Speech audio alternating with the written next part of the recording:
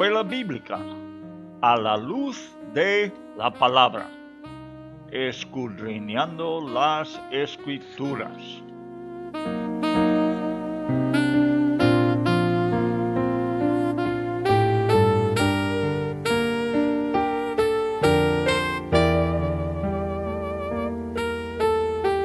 Luz a las Naciones, canal cristiano de comunicación, presenta A la luz de la palabra, un estudio expositivo de la palabra de Dios, una presentación minuciosa de toda la Escritura, porque es inspirada por Dios y útil para enseñar, para redarguir, para corregir, para instruir en justicia, a fin de que el hombre de Dios sea perfecto, enteramente preparado para toda buena obra.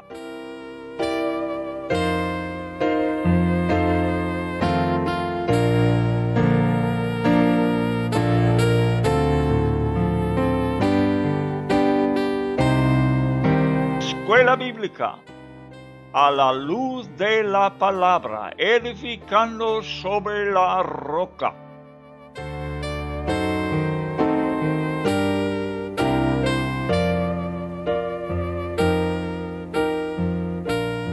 Los libros históricos, el Dios de la historia.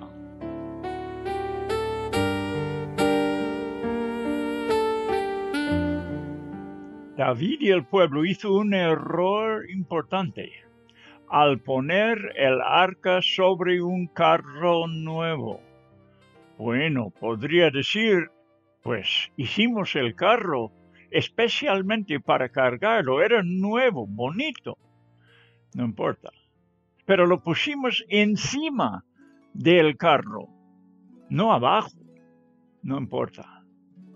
Nunca se puede hacer la voluntad de Dios según la manera del hombre.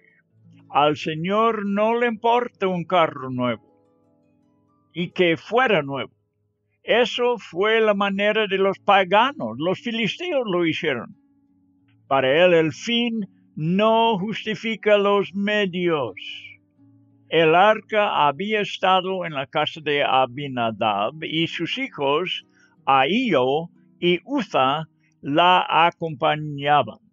Ahío fue delante y Uza tenía la mala suerte de estar al lado. Había una gran celebración con instrumentos musicales, pero veremos que hay cosas más importantes que los cánticos y el regocijo alabando a Dios. No fue suficiente para aplacar su ira cuando Uza tocó el arca. Uza fue la víctima, pero quien proveyó y autorizó el carro nuevo tenía la culpa. Probablemente era David. Muy buenas tardes. Bueno, estamos considerando una cosa importante aquí. Y la cosa importante, el principio espiritual, es que no se puede hacer la voluntad de Dios utilizándonos de las maneras humanas. Muchas veces los cristianos piensan, bueno, queremos llegar al fin, a la voluntad de Dios, a estar en los propósitos de Dios, pero nos toca a nosotros inventar la manera para llevarlo a cabo. Y esto es un error. Cada paso que tomemos tiene que estar también dirigido por el cielo, dirigido por el Espíritu Santo. Bueno, vamos viendo que Dios está bastante involucrado con la historia de un pueblo en el Medio Oriente. El Dios Todopoderoso que hizo el cielo y la tierra se involucra con una nación bastante pequeña. Y siempre ha sido así. Y por eso nosotros estamos investigando intentando saber por qué. ¿Por qué Dios está tan involucrado con esta nación? Y vamos aprendiendo así las maneras de Dios, la forma en que Dios actúa. Vamos intentando de entender cómo es este Dios. Queremos un concepto de Dios según su palabra, un concepto bíblico. Y queremos aprender sus caminos, que solamente la Biblia nos da las instrucciones de lo que es el camino de Dios y lo que no es. Y estamos aprendiendo hoy, precisamente en el ejemplo que tenemos delante de nosotros, lo que no es la manera de Dios, lo que no es el camino que Dios toma para llevar a cabo su voluntad. Bueno, estamos donde estamos en capítulo 6 de Segundo de Samuel. Y si quieres seguir en tu Biblia, magnífico. Eso es lo que queremos. Que especialmente en estos días podemos abrir la Biblia, ejercitar los músculos espirituales y ejercitarlos en la Biblia. Y vamos a estar fuertes en la palabra de Dios. Queremos eso. Queremos también estar fuertes en nuestra relación con Dios por medio de la oración. Dios nos ha dado tiempo de estar con Él, de poder ver las cosas como Él las ve y poder mejorar nuestra relación con Él. Una relación que debe ser de amistad, por lo cual Dios abre su corazón y abre su Biblia. El autor siendo el Espíritu Santo, quien está con nosotros como maestro.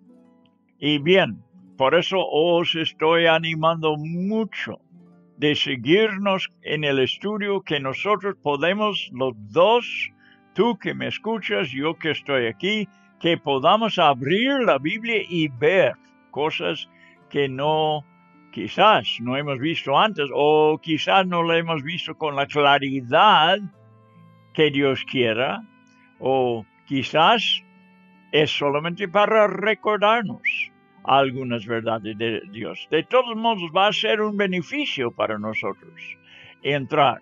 Y ya te digo, versículo 5 de capítulo 6 de Segundo de Samuel, estamos estudiando de David, el reino de David ya. Hemos visto que David estaba mucho tiempo en el desierto, en lugares desolados, huyendo de Saúl, siendo traicionado por su pueblo, y aún estaba un tiempo con los enemigos que fueron los filisteos. Ahora sí es rey sobre todo Israel y está haciendo cosas importantes para los propósitos de Dios. Y son propósitos eternos. Está bien metido en eso David. Está haciendo la cosa correcta, tiene entendido bien el propósito de Dios. Pero lo que pasó aquí, lo que acabamos de ver, es que él lo hizo de una manera incorrecta. Bueno, costó a Uza la vida.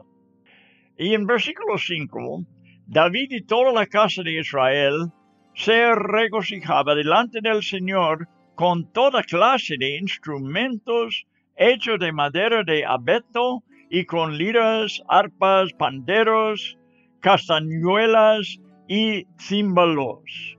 Bien, pero cuando llegaron a la era de Nacón, Uza extendió la mano hacia el arca de Dios y la sostuvo porque los bueyes casi se la volcaron. Y se encendió la ira del Señor contra Uza, y Dios lo hirió allí por su irreverencia. Fíjate cómo lo llama, irreverencia. Y allí murió junto al arca de Dios. Bien, el pueblo está regocijando. Y vemos a David aquí danzando delante de Dios, con instrumentos de todas clases que le acompañaban.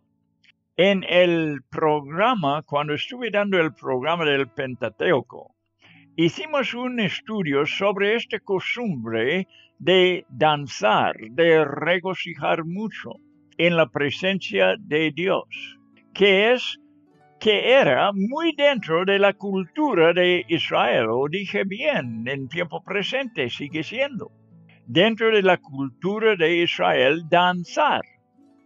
Brevemente lo voy a repetir aquí lo que estudiábamos en el otro programa.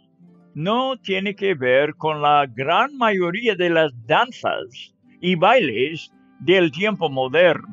Muy diferente era. No danzaba en parejas nunca, sino en grupos. Mayormente eran mujeres solas que danzaban, pero como vemos aquí, David está danzando. Y todo el pueblo seguía su ejemplo.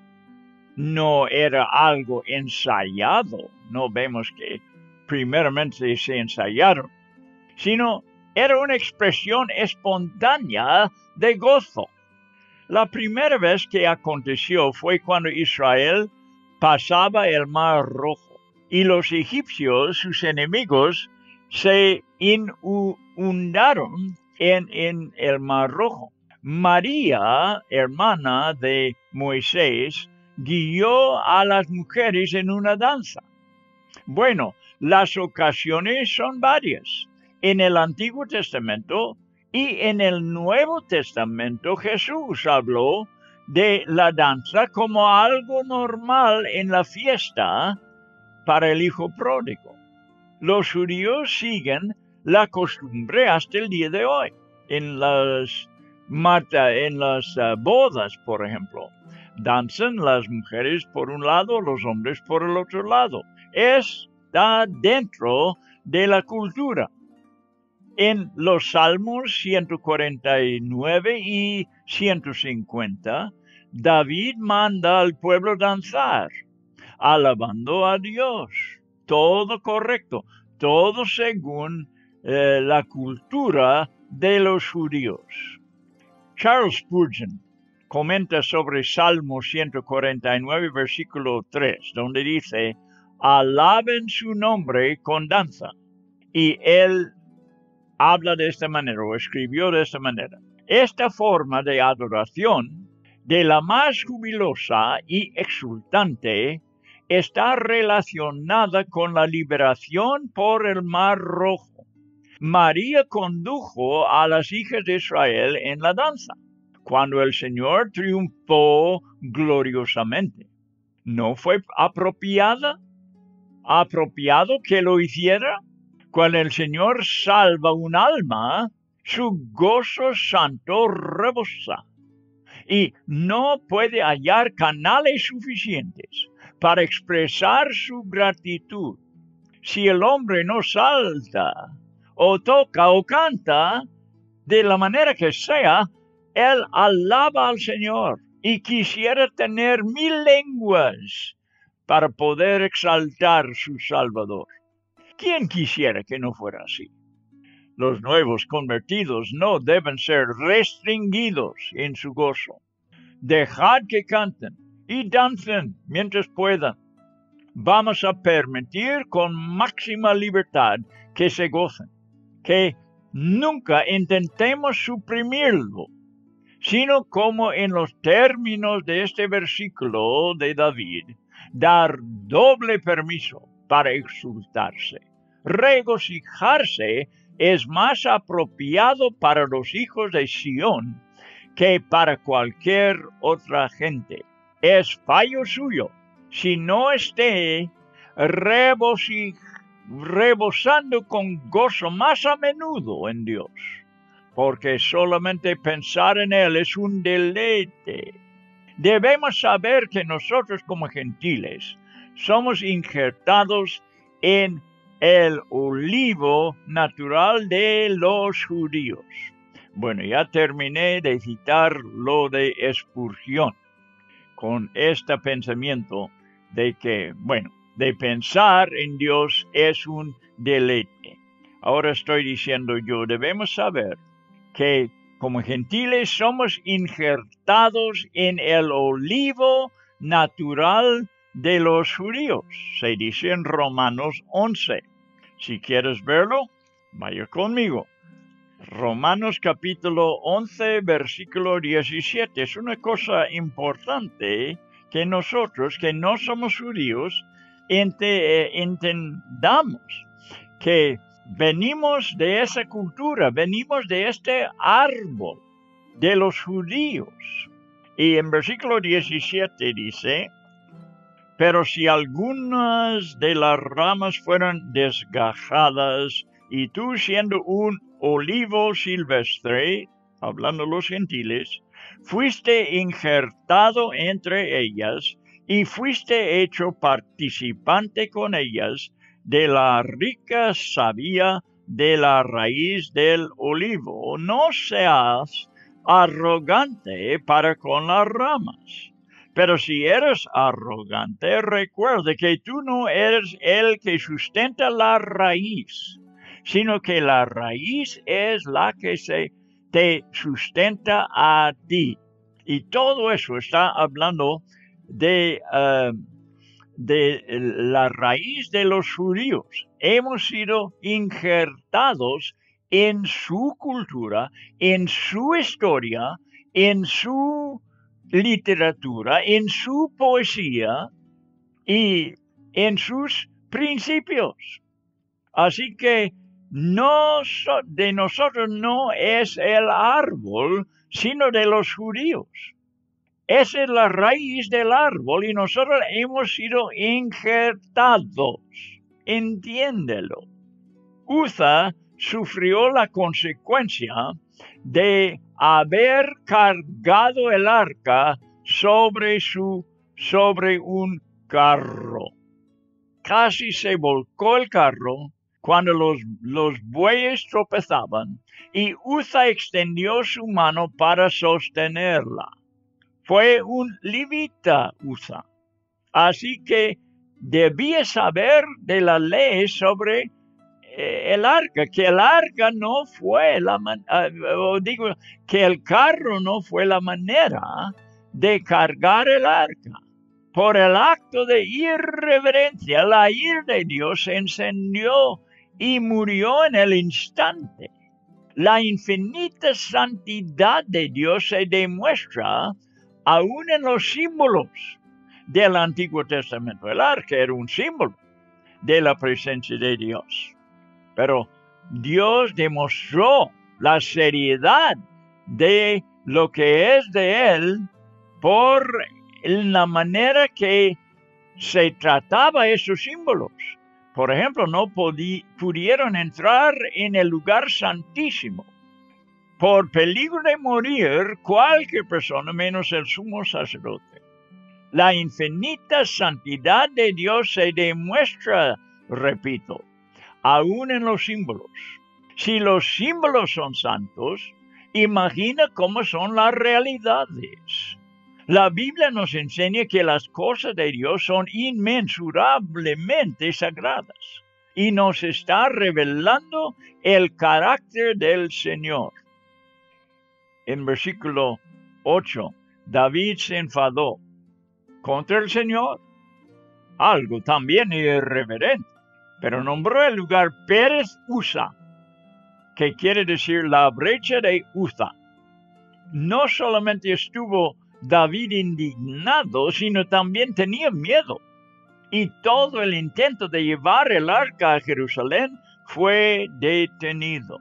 Recuerda que David estaba llevando a cabo la voluntad de Dios, paso a paso. Estamos hablando de la voluntad eterna, no cualquier cosa, de lo que tenía que ver con el Evangelio y la salvación en el futuro. Experimenta por sus propios ojos la santidad temible de Dios. Y ahora tiene temor de tener el arca de su presencia cerca de él. Es bueno aprender la lección y tener este concepto que ahora ha adquirido David.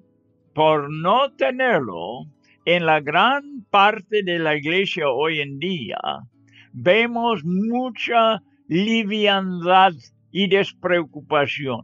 ¿De qué estoy hablando? Del temor de Dios. Por no tenerlo, repito, en la gran parte de la iglesia hoy en día, vemos mucha liviandad y despreocupación en la presencia de Dios. Versículo 10. Y David no quiso trasladar el arca del Señor con él a la ciudad de David, sino que la hizo llevar a la casa de Obed-edom, geteo. Por 3 meses permaneció el arca del Señor en la casa de Obed-edom, geteo, y bendijo el Señor a Obed-edom y a toda su casa. Bien, se acabó la celebración en una seriedad y trasladó el arca a la casa de Obed-edom, donde estuvo por 3 meses. Hay algo más que tenemos que ver con todo lo que tiene que ver con las cosas de Dios. No solamente las tenemos que tratar con seriedad, sino más importante todavía, es que es un privilegio tenerlos presentes. El arca representa la presencia de Dios y Obed-edom estaba bajo su bendición. Versículo 12 se concuerda con 1 de Crónicas, capítulo 15, versículo 1 y 2. Los estoy mencionando los mismos pasajes o los pasajes paralelos en 1 de Crónicas. Tú leerás las mismas cosas. Cuando llegamos en nuestro estudio a 1 de Crónicas, lo pasaremos por alto estas partes que ya hemos estudiado en 2 de Samuel, para ahorrar un poco el tiempo. Pero aquí lo que se lee en versículo 12 es lo mismo que leerás tú en 1 de Crónicas 15, 1 y 2, si quieres apuntarlo. Entonces, cuando tú hagas tu estudio, tú también puedes ver estas cosas y leerlo en las dos partes. Aquí, en versículo 12, entonces. Y se dio aviso al rey David, diciéndole, el Señor ha bendecido la casa de Obed-edom y todo lo que le pertenece a causa del arca de Dios. Entonces David se animó, y con alegría hizo subir el arca de Dios de la casa de Obed-edom a la ciudad de David. De todos modos, David sigue adelante con las preparativas para recibir el arca en Jerusalén. Oyó de la bendición sobre la casa de Obed-edom y le vuelve el ánimo y alegría de tener el arca para el beneficio de todo Israel. No fue una cosa egoísta. Ahora reconoció la necesidad de seguir las instrucciones del Señor. Así que la experiencia con el temor del Señor le hizo bien y nos hace a nosotros bien. En 1 de Corintios, Crónicas, capítulo 15, el pasaje que he dicho, el pasaje paralelo de lo que estamos leyendo en 2 de Samuel, capítulo 15, versículo 1 y 2. Y David hizo para sí casas en la ciudad de David y preparó un lugar para el arca de Dios y levantó una tienda para ella. Está preparando todo el tiempo, en los 3 meses, ¿verdad? Que estuvo el arca allí donde lo había dejado. David prepara mientras un lugar para el arca. Entonces David dijo, nadie ha de llevar, fíjate, nadie ha de llevar el arca de Dios, sino los levitas. porque el Señor los escogió para llevar el arca de Dios y servirle para siempre. Ahora, no sé si mientras David estaba buscando en la Escritura o si alguien le avisó o si lo sabía desde un principio. Pero resulta que él ahora pronuncia la verdad aquí, que el arca no debe ser llevado en un carro, nuevo o viejo, no importa. Debía ser llevado directamente por los levitas sobre sus hombros. Dios dio instrucciones así. Vamos a verlos. En Números, en capítulo 4 de Números, versículo 15, creo, 4 de Números, versículo 15. Vamos a ver. Cuando Aarón y sus hijos hayan terminado de cubrir los objetos sagrados, incluso el arca, y todos los utensilios del santuario, cuando el campamento esté para trasladarse, vendrán después los hijos de Coat, hijos de Aarón, de la misma familia de Aarón. Los de Coat eran también levitas y eran sacerdotes. Y ellos vienen para transportarlos, pero que no toquen, fíjate, que no toquen los objetos sagrados, pues morirán. Pues hemos visto que aún generaciones después, por tocar el arca, murió Uza. Estas son las cosas que transportarán los hijos de Coat en la tienda de reunión. Y entonces uno de ellos era precisamente el arca. El arca. ¿Y cómo lo debían llevar? Creo que se ve aquí en capítulo 7 y versículo 9. Números 7, versículo 9. Pero a los hijos de Coat no les dio nada porque su ministerio consistía en llevar, aquí está, escucha, en llevar sobre sus hombros los objetos sagrados, sobre sus hombros, no en un carro, sobre sus hombros, personalmente, llevado por personas. La presencia del arca de Dios, o el arca de su presencia, mejor dicho, fue llevado sobre los hombros de los sacerdotes. Bueno, David ya se dio cuenta. Y entonces esta vez lo van a hacer correcto. Van a ir con ellos los sacerdotes, los levitas, y lo van a llevar ellos sobre sus hombros. Nadie tocará el arca porque está puesto sobre de palos, ¿verdad? Que maderas, barras para poder así llevarlo sin tocar el arca.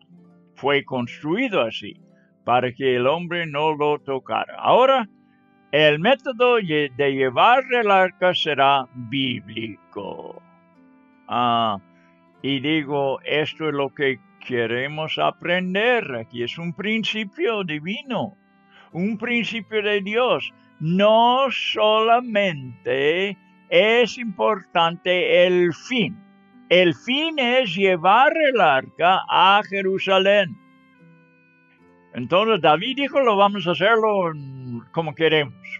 Vamos a hacer un arca muy bonito, un carro muy bonito, nuevo, y así lo vamos a llevar. No se puede. Pero este error se hace muchas veces en la iglesia. Se hacen las cosas de Dios a la manera humana. Dios dio el método para llevar el arca. Dios, el Espíritu Santo, debe dirigir cada paso que tomamos. No es para nosotros decidir cómo lo vamos a hacer. ¿Sabe qué necesitamos más? Y lo que no necesitamos tanto, os voy a decir.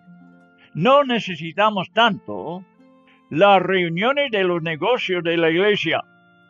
Lo que necesitamos son reuniones de oración, especialmente por los líderes de la iglesia. ¿Por qué?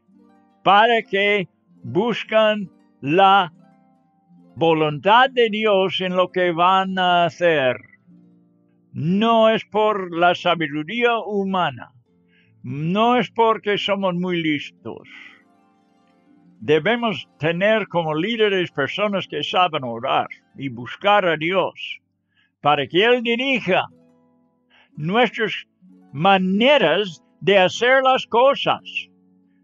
Si no lo encontramos en la Biblia, porque si está en la Biblia ya ni hablar. Lo hacemos como la Biblia dice. Pero si la Biblia no nos dice cómo, vamos a buscar a Dios para que Él nos dirija en sus caminos. Por eso tenemos que ser estudiantes de la Biblia, en primer lugar. Y allí hallaremos el carácter de Dios y sabremos mejor, si la Biblia no nos dice exactamente cómo, hacer las cosas porque sabemos cómo es Dios. ¿Ves? Dios se revela por medio de su palabra. Ahora, conforme a la palabra de Dios, dice en 1 de Crónicas 15, 1 de Crónicas 15, versículo 12 hasta 15. Escucha. Y les dijo, vosotros sois los jefes de las casas paternas de los levitas. Santificaos, tanto vosotros como vuestros parientes, para que subáis el arca del Señor, Dios de Israel, está hablando David, al lugar que le he preparado. Puesto que no la llevasteis la primera vez, el Señor nuestro Dios estalló en ira contra nosotros, ya que no le buscamos. Aquí está. Eso es lo que estoy intentando de decir. Necesitamos buscar a Dios en la oración. Tanto que no le buscamos conforme a la ordenanza. Se santificaron pues los sacerdotes y los levitas para subir el arca del Señor Dios de Israel, y los hijos de los levitas llevaron el arca de Dios sobre sus hombros, con las barras puestas, como Moisés había ordenado conforme a la palabra del Señor. Fíjate, qué lección, ¿eh? Qué bonita lección. Y estamos hablando, te digo, sobre un símbolo. El arca no es en verdad el lugar santísimo, no es el lugar precisamente. Es santo porque es un símbolo. Pero lo que representa es todavía más santo, que es la misma presencia de Dios. Nadie avanza espiritualmente que se justifica y se pone a la defensiva. Quiero repetir esta frase, porque muchas veces al decir a las personas o a intentar de corregirlas, lo que oímos es una justificación. Se pone a la defensiva. No, yo no. Bueno, nadie avanza espiritualmente que se justifica o se pone a la defensiva. David reconoce su error. Es un rey, pero reconoce que puede errar, que puede equivocarse. Y lo confiesa públicamente. No le buscamos conforme a la ordenanza. Amos quiere decir nosotros. No le buscamos. Otros también, los levitas. Pero el rey se incluye en la culpa. Bueno, 1 de Crónicas 15, 3. Ya congregó David a todo Israel de nuevo, Ahora esta historia no lo hallamos en Segundo de Samuel, pero lo tenemos aquí en Crónica. Lo tenemos en Segundo de Samuel, pero de una forma más reducida. Y congregó David a todo Israel en Jerusalén para subir el arca del Señor al lugar que había preparado para ella, una tienda allí en Jerusalén. Y reunió David a los hijos de Aarón y a los levitas. Y de los hijos de Coat, y lo va mencionando, no lo vamos a mencionar nosotros, puedes leerlo tú si quieres. Versículo 11, entonces David hizo llamar a los sacerdotes Sadoc, Abiatar, y a los levitas Uriel, Asaías, Joel, Semaías, Elial y Aminadab. Y le dijo, vosotros sois los jefes de las casas paternas de los levitas. Santificaos tanto vosotros como vuestros parientes, para que subáis el arca del Señor, Dios de Israel, al lugar que le he preparado. Versículo 13 ya lo hemos leído, ¿verdad? Puesto que no la llevaste la primera vez, el Señor nuestro Dios estalló en ira contra nosotros, y ya que no le buscamos conforme a la ordenanza. Otra vez, se congrega todo Israel para traer el arca. Ahora, haciéndolo bien, según la palabra de Dios. El fin siempre era el mismo, pero el fin no justifica los medios. Tenemos que recordarnos en cuanto de las cosas de Dios. Bueno, ahora también el Zafán, Hebrón y Uziel eran de la familia de Aarón. Sadoc y Abiatar precisamente eran los sacerdotes de la categoría más alta en los días de David, y les llamó a ellos 6 levitas más para subir el arca a Jerusalén. La santificación eran ritos de purificación que tenían que cumplir para servir al Señor, siempre reconociendo la santidad de Dios. Eso tenemos que tener presente. Sobre todo, Dios tiene que ser reconocido por su santidad. Los serafines que acompañaban la presencia del Señor en Isaías capítulo 6, versículo 3. Es un versículo muy, muy importante. Apúntelo si puedes. Isaías 6, 3. Daban voces los serafines, diciendo, Santo, Santo, Santo. En su evangelio Juan reveló que la gloria que vio Isaías fue la gloria del Mesías. Dios el Hijo es quien apareció a Isaías ahí. Está en Juan capítulo 12. Hay que ver esto porque es muy importante. ¿Sabías tú que la gloria de Dios que se manifestaba con los serafines diciendo Santo, Santo, Santo, era Dios el Hijo, Jesucristo en el Nuevo Testamento, en el Evangelio, capítulo 12 de Juan, lo vamos a ver. Juan 12, versículo 41. Esto dijo Isaías, dice Juan el evangelista, porque vio su gloria y habló de él. Y todo lo que dice antes aquí está escrito en Isaías capítulo 6, junto con el versículo que habla de su gloria y los serafines. Esto dijo Isaías cuando vio su gloria y habló de él, Jesucristo el Hijo.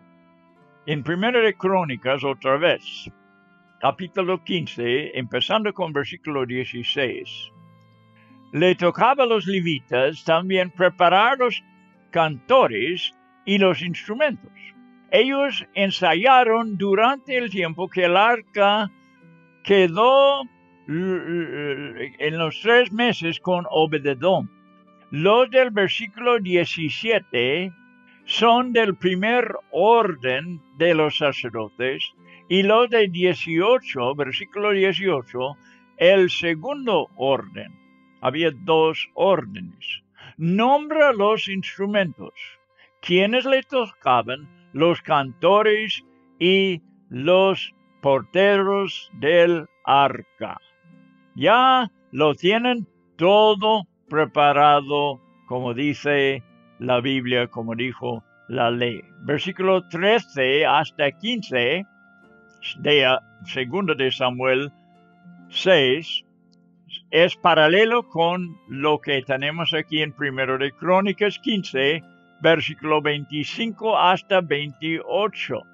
Vamos a ver, esto sí vamos a leer. 15, 25. Fue pues David con los ancianos de Israel y los capitanes sobre miles a traer con alegría el arca del pacto del Señor desde la casa de Obed-edom. Y sucedió que como Dios ayudaba a los levitas que llevaban el arca del pacto del Señor, ellos sacrificaron 7 novillos y 7 carneros.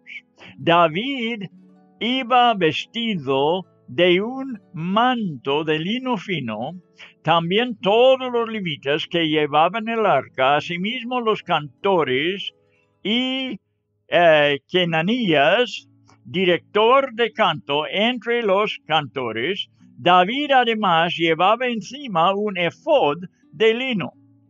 Así todo Israel iba subiendo el arca del pacto del Señor con aclamaciones, con sonido de bocina, con trompetas y con símbolos muy resonantes, con arpas y liras.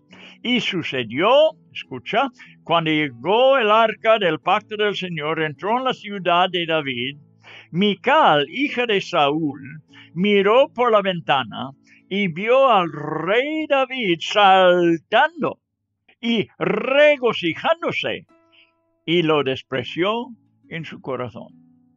Bueno, aquí vamos a ver lo que estaba pasando aquí.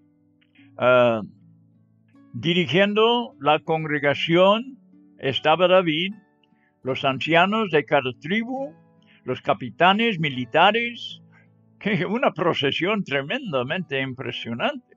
Los levitas sacrificaron, mientras que iban para allá, 7 novillos, 7 carneros. David iba vestido de lino como los mismos sacerdotes y cantores. Digo, no estaba en su vestido de rey, se humillaba. Vestía como los demás levitas y sacerdotes. No iba allí para que la gente le reconociera su rango, su autoridad. Va como gente común y corriente, humillado porque está en la presencia de Dios. También llevaba un efod de lino, que era para los hombros. Así marcharon toda la congregación hacia Jerusalén con júbilo, con cantos, con música de instrumentos. Marcaba un día muy especial en la historia de ellos, porque ya Jerusalén tomaba su lugar según la voluntad de Dios. Hace poco era una ciudad de la gente pagana, que lo habían tomado y habitado por generaciones. En el principio, en Génesis, yo creo lo vimos la otra vez, en un programa del pasado, que Salem era dedicado a Dios y había un sacerdote allí llamado Melquisedec. Ahora estaba en manos de los paganos. Hace poco tiempo David entró con sus soldados y tomaron la ciudad. Este era un gran acontecimiento en la historia del mundo, en la historia de la iglesia. Tiene que ver mucho. Y ahora van llevando el arca. Otro gran paso. Era porque tenían razón. Porque regocijarse. Marcaba un día muy especial en la historia porque ya Jerusalén tomaba su lugar según la voluntad de Dios y el arca estará en la ciudad, elegido de Dios para hacer sacrificios y adoración allí. Otra vez vemos a David y todo Israel danzando con la música, llenos de alegría. ¿Hacían bien? Hacían bien. Porque, mira, nosotros somos injertados en este árbol de la cultura de los judíos. A veces pienso que olvidamos de eso y que pensamos que el cristianismo empezó en Europa o en América y que tenemos que hacer las cosas según los europeos o según los americanos. No. El Evangelio nació en Israel y nosotros somos de estas raíces y no debemos ver las cosas como lo ven los europeos, sino debemos ver las cosas como lo ven los del Medio Oriente, como lo ven los judíos. Debemos saber de nuestras raíces. Bien, al llegar la asamblea a Jerusalén, Mical, ¿dónde estoy? En el versículo 29 de 1 de Crónicas 15. ¿Quién es Mical?